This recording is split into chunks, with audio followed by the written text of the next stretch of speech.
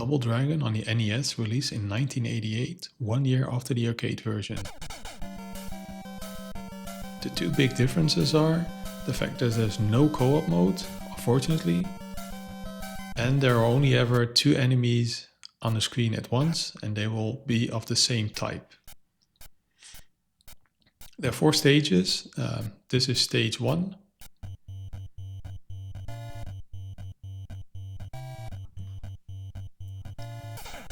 And one of the first things you'll notice is that this game has a level up mechanism. So you need to get an experience to level up to get new moves. You start out with a punch, a kick and a headbutt. And for every 1000 experience points you will gain a level and thus a new move. The quickest way to gain experience is to just use your punch attack. A punch gains you 20 experience points and a kick only gives you 15.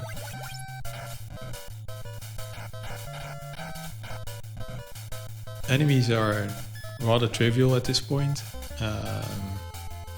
so it's perfectly fine to just keep hitting them with punches. Whenever you encounter an enemy like these Lindas that carries a weapon, just use one kick to knock it out of their hands.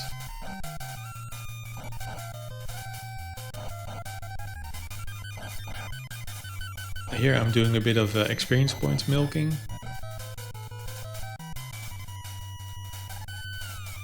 Contrary to pretty much every other beat 'em up I ever played, is that enemies do not die unless you knock them down. So you can just essentially keep doing this pattern of like 2 kicks, move up or down, 2 kicks, move up or down.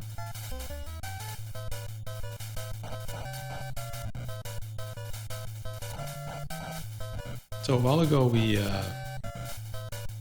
got to level 2, and that just adds a finisher move to our combos.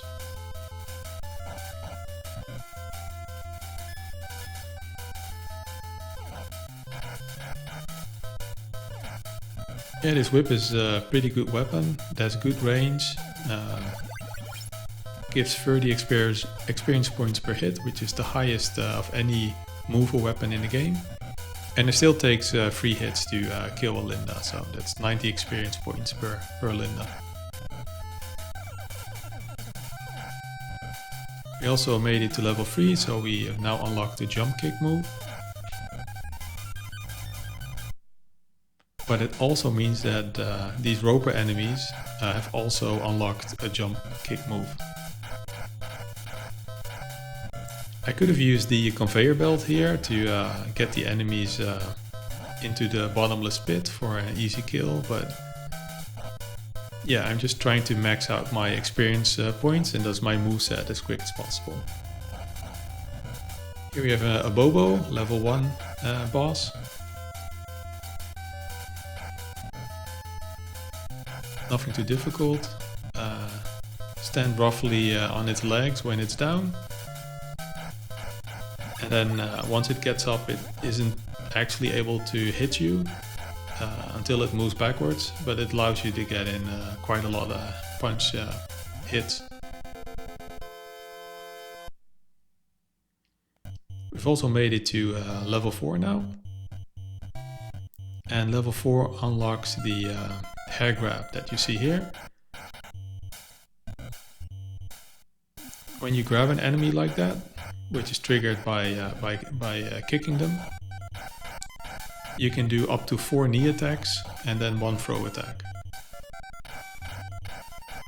All in all, that's a very powerful combo.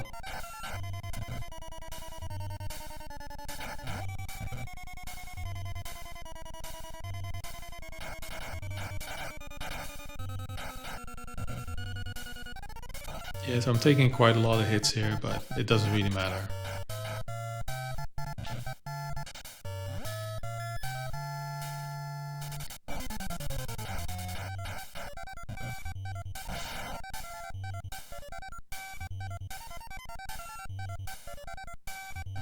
A bat is also a pretty good weapon that gives you 25 experience points per hit.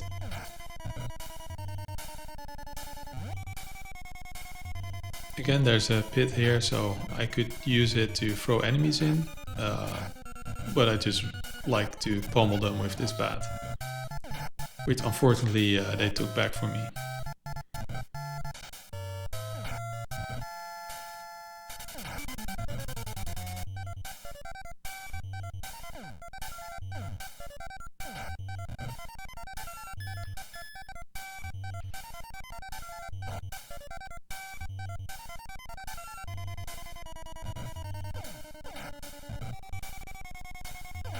Yeah, so we're about to climb this tall building, and at the top we will find the stage 2 boss.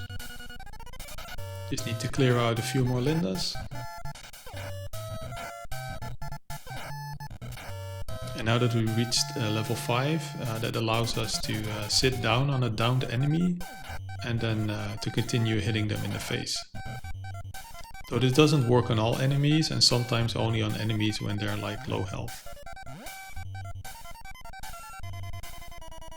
Alright, time to fight Shin. The easy way to get rid of Shin is to just walk down the ladders. And as soon as Shin is like out of view, the game will think you have beaten Shin, and you know, you will have then beaten stage 2, which is kind of hilarious. Just running away from the boss counts as a defeat. The other easy way is just throw him off the building on the right side. But instead I opt to get more experience points. So far it's nothing too difficult. You just need to get a bit used to like the movement. It's a bit more sluggish than what you get in more modern beat 'em ups.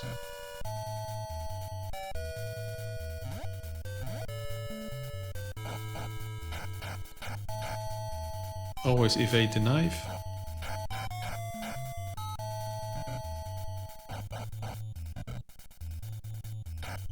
Here I didn't evade the knife, but for some reason it mysteriously disappeared before it hit me.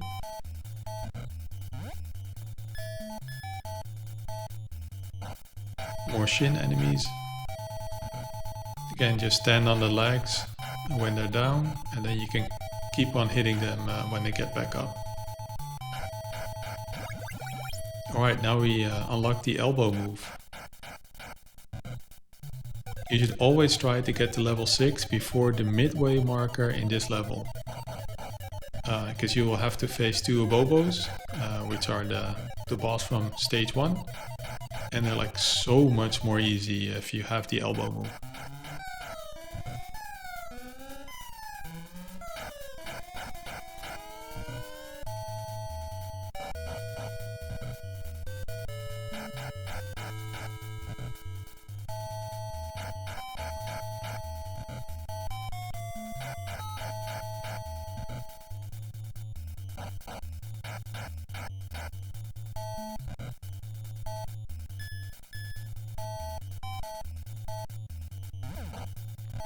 Yeah, this part take care to not fall into the water because it's an insta-kill.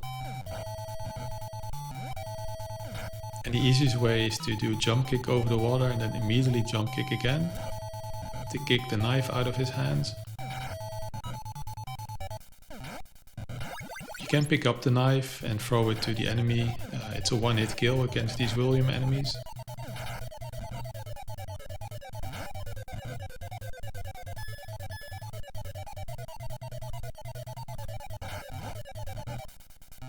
Yeah, ropers tend to jump kick twice in a row.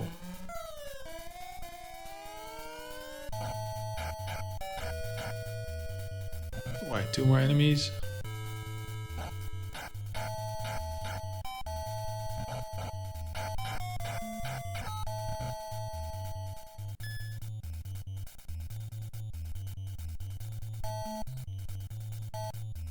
I don't know why, but I start out trying to kill these enemies the normal way, which is a mistake, because I should just be using this elbow move. 4 hits and they're gone. After you beat them, the game doesn't make it clear to you that you should go into the openings in the rock wall.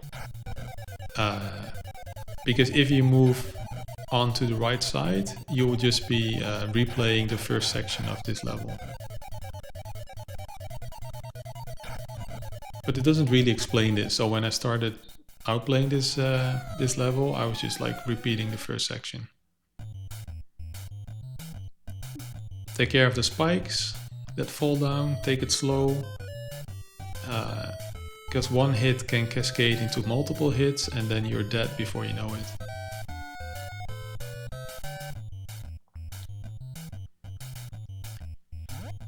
Should you mess up the jumping here, I mean, it's really not hard if you just like jump upwards as I'm doing. There's a chance when you fall down here, you will actually land on some ground. And then you'll have some tough enemies to defeat, and then you can make your way back up here. Alright, 2 shins. Yeah, doing stupid things again. I should just be using the elbow move here, because there's no maneuvering space. Just as with the Bobos, 4 hits and Shin is gone.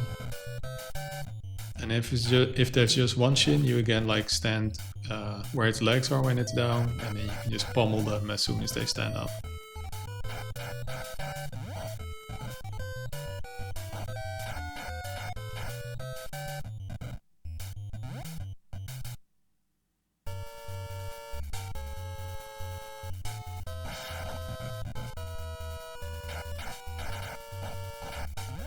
Yeah, that roundhouse kick, a lot of enemies just dodge it, so it's really not that great. Trying to get the dynamite, but yeah, denied.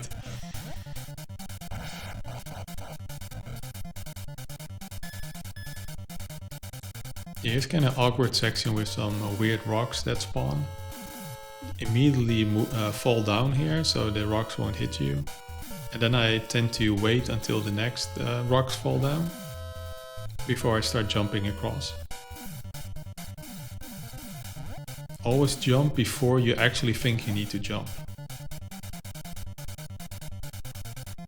Because it's very easy to jump too late and then you just fall off the edge into the abyss.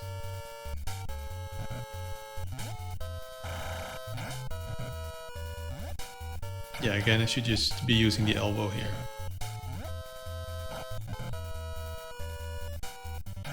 So as you see, I've already taken quite some damage up to this point. And maybe you already noticed, but whenever there's a transition into another room, so you know you go to a doorway or whatever, you will regain all your lost health. And that's the only way to regain health in this game. There are no health pickups, you just need to go through a door and then you're back to full health again.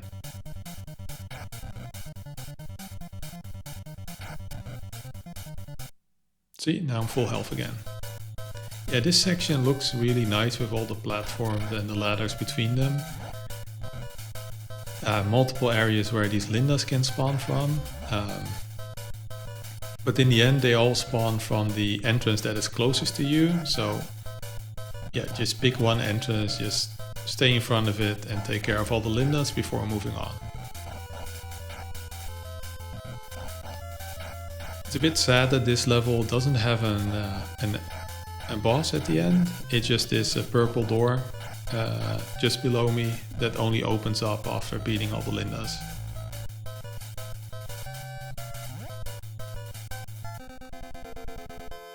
Alright, and then on to the final mission, mission 4. Which starts out with this wall that a lot of people consider the most difficult part in the game. Because 4 hits of this wall and you're dead. And there's 2 sections. So what I typically do is I wait until the top one has come out 3 times, because then there's a very high likelihood it will continue to come out like at least one more time. There's no guarantee. I mean, there is like a repeating pattern, but it has a different starting point each time, so as long as I don't get hit more than once, then I'm happy. Yeah, just make use of the pit here and throw them all in as quickly as possible. Pretty easy once you get the hang of it. This section here, just bypass it, climb up immediately.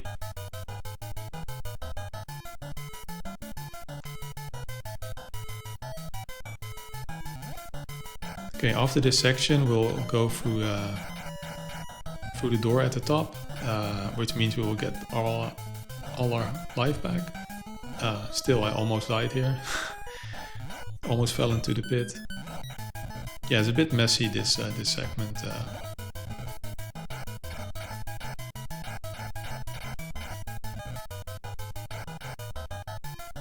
I should just be throwing them into the abyss, like this.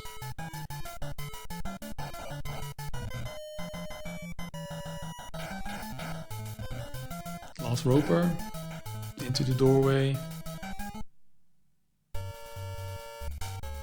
Another platforming section. It's easiest to just not kill enemies here, just knock them down and then move on. Because if you leave them alive, then they won't spawn at all the doors. So at this door nobody spawns because I left the previous enemy alive. So if I leave this guy over here alive and just ignore him, then no enemy will spawn at the next door.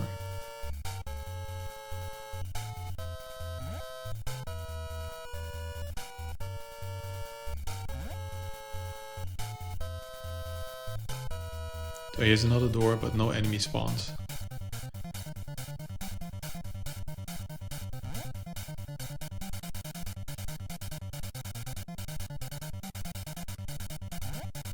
Almost at the top, and then it's on to the final segment of the game.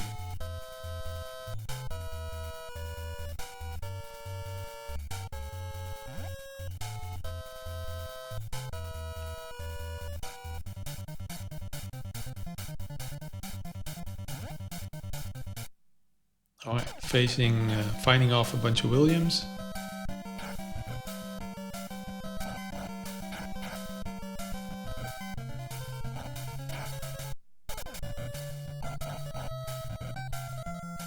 I love this music in this part of the level.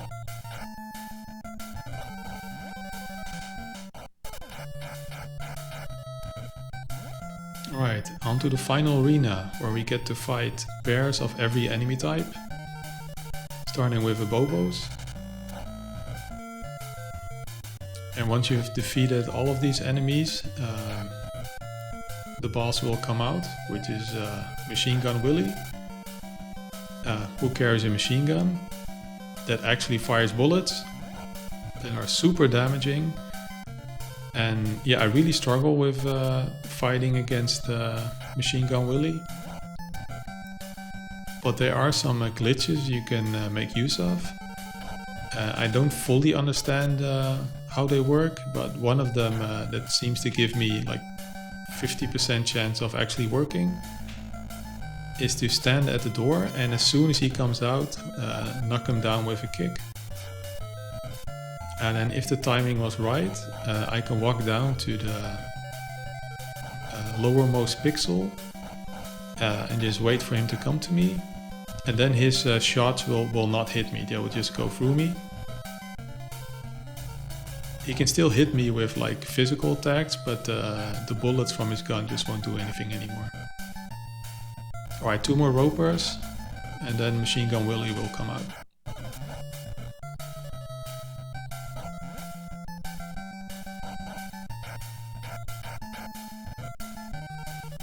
Alright, kick him, move down. Be very careful with your positioning here. If you walk too far down, you will fall into the spikes and die. But as you can see, the bullets just go right through me. And then he's like really, well, it's a trivial fight at that point.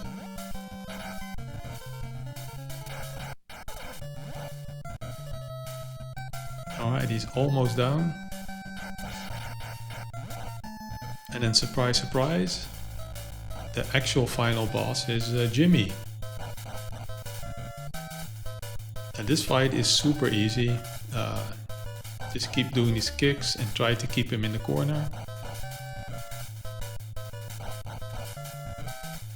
Most of the time, oh, I got a bit too close there, but most of the time he won't be able to recover from these kicks.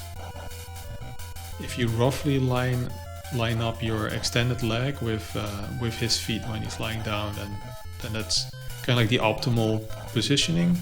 And then there's not a lot else you need to do except like hold kick.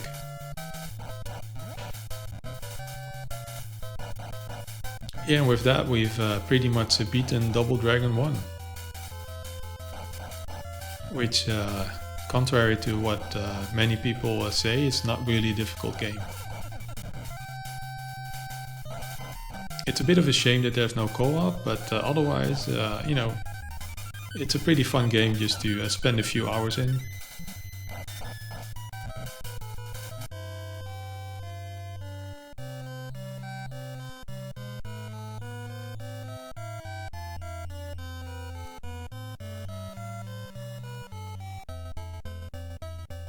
Alright, that was it. Catch you next game.